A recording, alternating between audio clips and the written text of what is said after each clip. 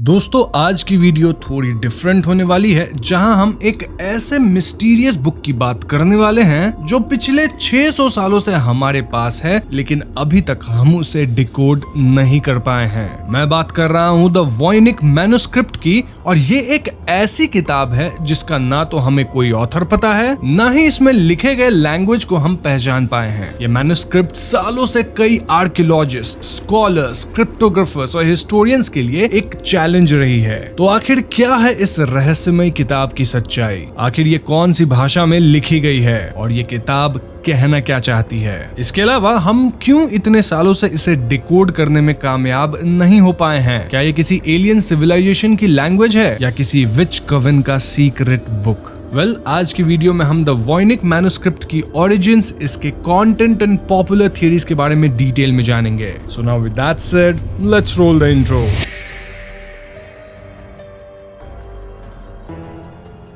तो ये बात साल 1912 की है, जब रोम के जेसुइट्स कॉलेज को थोड़ी फंडिंग की जरूरत थी। ऐसे में उन्होंने डिसाइड किया कि वो अपने 300 रेयर एंड यूनिक बुक्स को सेल करेंगे। इन 300 किताबों में से कुछ किताबों को एक पॉलिश बुक सेलर और कलेक्टर खरीद लिया। ये खरीदार और कोई नहीं बल्कि विल्फ्रेड वॉयनिक थे। उनकी खरीदी हुई किताब में से एक बहुत ही खास किताब थी जिसका कोई टाइटल नहीं था, और ये मैन्युस्क्रिप्ट करीब 334 पेजेस की थी।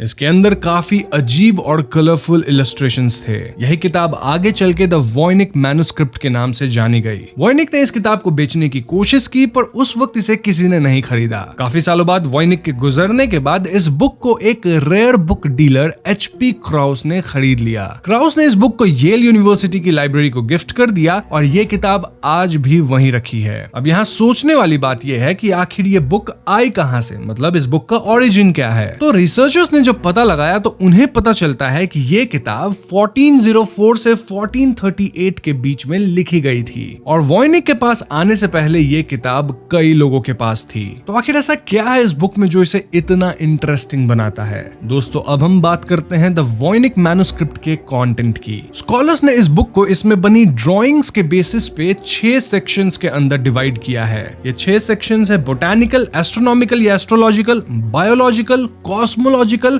फार्मास्यूटिकल और रेसिपीज। इन सब में सबसे बड़ा सेक्शन बॉटनी का है, जो कि करीब 113 पेजेस में लिखा है। इन पेजेस में कई सारे प्लांट्स और हर्ब्स की ड्राइंग बनाई हुई है, पर यहाँ सरप्राइजिंग बात यह है कि इनमें से एक भी प्लांट एंड हर्ब्स हमारी दुनिया में नहीं पाए गए हैं। अब एस्ट्रोलॉजिकल सेक्शन में हमें मॉडर्न एस्ट्रोलॉजी के ज़ोडिएक फिगर्स भी देखने को मिलते हैं, जैसे कि टॉरस या वृषभ राशि का साइन बना हुआ दिखता है। इसके अलावा सन, मून और कॉन्स्टेलेशंस को भी दिखाया गया है। अब इस बुक का जो बायोलॉजी सेक्शन है, इसे सबसे वियर्ड सेक्शन माना जाता है। क्यों? क्योंकि इसमें कई ऐसे इंटरकनेक्टेड ड्राइंग्स हैं जिसमें हम कई नग्न औरतों को किसी ग्रीन फ्लूइड या लिक्विड में फ्लोट करते देखते हैं। अब इसका मतलब क्या हो सकता है, ये बात तो अब तक किसी को नहीं पता, बट ये ड्राइंग दिखने में स्ट्रेंज जरूर है। इस बुक के आखिरी सेक्शन में जो टेक्स्ट था वो काफी अरेंज था एंड पॉइंटर्स में मेंशन्ड था। उसे देखकर रिसर्चर्स को ऐसा लगा मानो ये किसी रेसिपी या इंस्ट्रक्शन मैनुअल का पार्ट हो, और यही वजह है कि फिलहाल इस वाले सेक्शन को रेसिपी सेक्शन बोला जाता है। अब इस मैन्युस्क्रिप्ट में जो लिखा है वो किसी भी नोन लैंग्वेज या साइफर से मैच नहीं करता। क्रिप्टोग्राफर्स ने इसके कैरेक्टर्स को एनालाइज किया, और उनका मानना है कि ये एक सिस्टमैटिक और कोहेरेंट लैंग्वेज सिस्टम का हिस्सा लगता है। इसका मतलब ये कि ये रैंडम जिबरिश नहीं है, एक प्रॉपर लैंग्वेज है जिसके रूल्स हैं, अल्फाबेट्स हैं, वगैरह वगैरह। इसलिए ये तो प्रूव हो चुका है कि ये एक्चुअल में किसी लैंग्वेज में लिखा गया है। मतलब किसी ने फिरकी लेने के लिए ऐसे ही नहीं बना दिया इसको, इसका कुछ एक्चुअल मतलब है। वैसे सोच के देखो, अगर किसी ने लोगों को बुद्धू बनाने के लिए इतनी मेहनत करी है तो भाई वो इंसान या ग्रुप सच में काबिले तारीफ है। एंड ये काम भी 1400s में हुआ है, तो सोच लो कि इसमें कितनी मेहनत लगी होगी। अब दुनिया के बड़े से बड़े क्रिप्टोग्राफर्स ने इस लैंग्वेज को डिकोड करने की कोशिश की है, लेकिन अभी तक कोई कामयाब नहीं हो पाया है। Famous medieval historian Lisa Davis, mathematician Alan Turing जिन्होंने वर्ल्ड वॉर 2 के time the German Enigma code को ब्रेक किया था। एंड और भी कई लोगों ने इस मैन्युस्क्रिप्ट को डिकोड करने की कोशिश की है और कुछ लोग अब भी कोशिश में लगे हैं। एआई के आने के बाद तो कुछ लोगों ने उनकी हेल्प से भी इस मैन्युस्क्रिप्ट को डिकोड करने की कोशिश की है, लेकिन अब तक एआई भी कोई कॉन्क्लूसिव रिजल्ट नहीं दे पाई है। सो नीडलेस टू से कि ये मैन्युस्क्रिप्ट बहुत ही ज्यादा कॉम्प्लेक्स है, but the question here is कि आखिर इसके अंदर हो क्या सकता है। मतलब आई एग्री कि हमने अभी तक इसे डिसाइफर नहीं किया है, लेकिन इससे जुड़ी कुछ पॉपुलर थियरीज ऑलरेडी फ्लोट होने लग गई हैं। तो चलिए अब हम बात कर लेते हैं उन पॉपुलर थियरीज की जो कि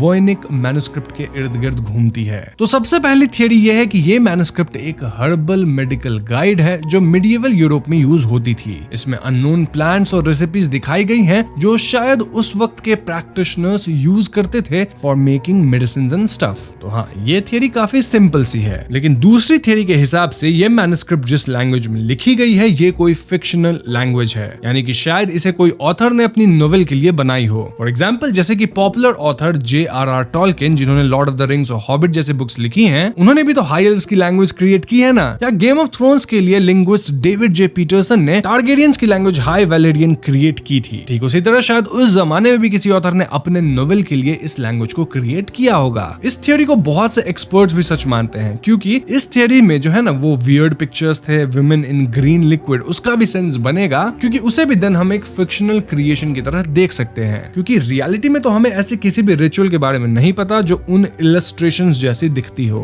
अब तीसरी थियरी यह है कि शायद ये किसी ऐसे इंसान ने लिखी हो जो किसी मेंटल इलनेस या कंडीशन से गुजर रहा हो और उसने अपनी इमेजिनेशन को इस किताब के जरिए एक्सप्रेस किया। Once again, if this is what happened, then sense बनेगा कि वो सारी अनआइडेंटिफाइड प्लांट्स कहां से आई, और हाँ, वो बाथटब वाली बात भी समझ में आएगी। अब दोस्तों एक थियरी ये भी है कि शायद ये किसी विच कवन या विच की जर्नल हो। देखो, जिस टाइम और प्लेस से इस मैन्युस्क्रिप्ट के एग्जिस्टेंस का पता है, which is the medieval Europe, उस टाइम वहां विचेस के काफी लेजेंड्स और रिकॉर्ड्स मिलते हैं। एंड एक पॉपुलर थियरी ये कही जाती है कि विचेस का जो हर्बल नॉलेज था वो काफी एडवांस था। तो हो सकता है कि ये मैन्युस्क्रिप्ट एक ऐसे कवन ने बनाई हो जो अपने सीक्रेट नॉलेज को प्रिजर्व करना चाहते थे। ये थियरी भी काफी स्ट्रॉन्ग है क्योंकि इससे बहुत सारे डॉट्स कनेक्ट होते हैं। जैसे कि द वॉयनिक मैन्युस्क्रिप्ट में जो प्लांट्स दिखाए गए हैं वो किसी ट्रेडिशनल प्लांट से मैच ही नहीं करते, लेकिन विचेस अपने स्पेशल हर्ब्स और रेमेडीज के लिए फेमस थी। ये रेयर या मैजिकल प्लांट्स का रिकॉर्ड हो सकता है। अब जैसा हम सबको पता है, विचेस एस्ट्रोलॉजी और सेलेस्टियल बॉडीज का काफी यूज करती थी अपने स्पेल्स और रिचुअल्स के लिए। इस मैन्युस्क्रिप्ट के एस्ट्रोनॉमिकल सेक्शन को विचेस के रिचुअल से लिंक करना लॉजिकल लगता है। इसके बाद आती है बायोलॉजिकल सेक्शन, जिसमें बने ड्रॉइंग्स विचेस के हीलिंग प्रैक्टिसेस या फर्टिलिटी रिचुअल्स का हो सकता है। हो सकता है कि वो नग्न औरतें और इंटरकनेक्टेड पाइप्स कुछ ऐसे लाइफ और रीबर्थ से रिलेटेड हों। और रही बात इस अननोन लैंग्वेज की, तो अगर हम इस थियरी पे बिलीव करते हैं तो इसके पीछे का लॉजिक एकदम सिंपल हो जाता है,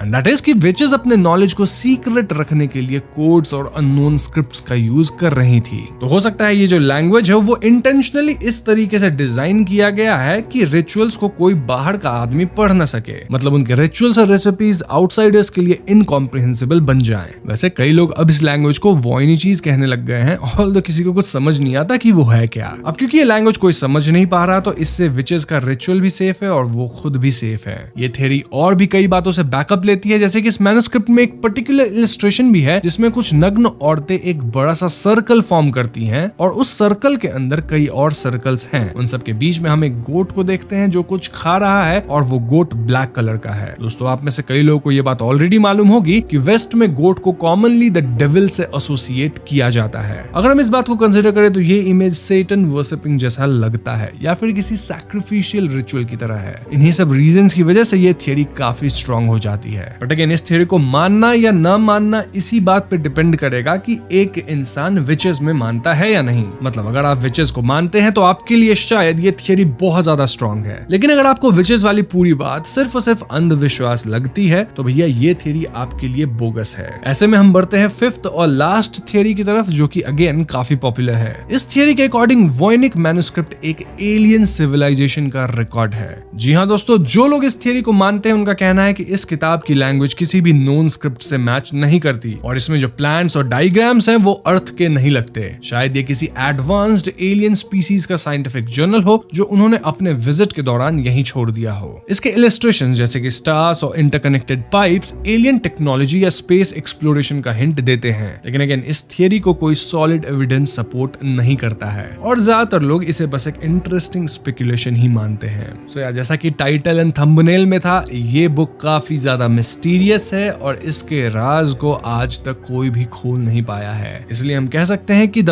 वॉयनिक मैन्युस्क्रिप्ट एक ऐसी अनसॉल्व्ड पजल है जो साइंस, हिस्ट्री और मिस्ट्री का परफेक्ट कॉम्बिनेशन है। ये किताब हमें मीडिएवल ह्यूमन क्रिएटिविटी, क्यूरियोसिटी और एक यूनिक फॉर्म ऑफ एक्सप्रेशन के बारे में बताती है। अब चाहे ये एक हर्बल मैनुअल हो, एक विद जर्नल या एक इलैबोरेट प्रैंक, इसकी मिस्ट्री हमें हमेशा इंट्रीग करती रहेगी। दोस्तों, कमेंट सेक्शन का इस्तेमाल करके यहाँ आप बताइएगा कि आप कौन सी थियरी में मानते हैं और साथ ही आप ये भी लिखिएगा कि आप उस थियरी को क्यों मानते हैं। तो यहीं पे मैं वीडियो को खत्म करना चाहूंगा। वीडियो पसंद आई हो तो इसे लाइक और शेयर करें। साथ ही चैनल पे नए हैं तो हमें सब्सक्राइब भी कीजिएगा, क्योंकि हम अपने चैनल पे ऐसी videos keep exploring and peace out.